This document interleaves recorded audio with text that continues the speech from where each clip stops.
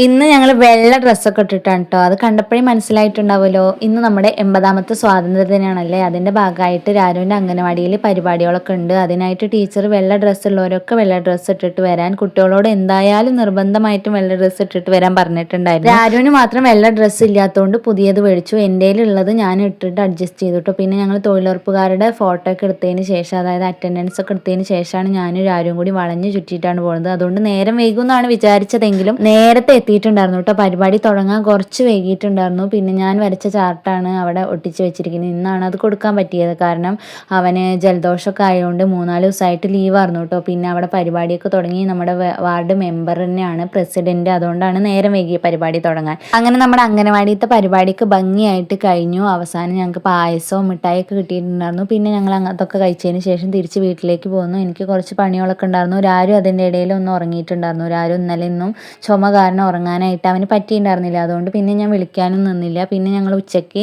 ഇന്നത്തെ സ്പെഷ്യൽ ആയിട്ടുള്ള ബിരിയാണി ആയിരുന്നു കേട്ടോ. അപ്പം ഞങ്ങൾ എല്ലാവരും കൂടി ബിരിയാണിയൊക്കെ നല്ല പോലെ കഴിച്ചു. പിന്നെ വൈകുന്നേരമാണ് വീഡിയോ എടുക്കുന്നത്. ഇത് എന്താണെന്ന് പലർക്കും മനസ്സിലായിട്ടുണ്ടാവും. ഇതാ നമ്മുടെ നാളെ മുതൽക്ക് അത്തം തുടങ്ങുകയാണ് അല്ലേ.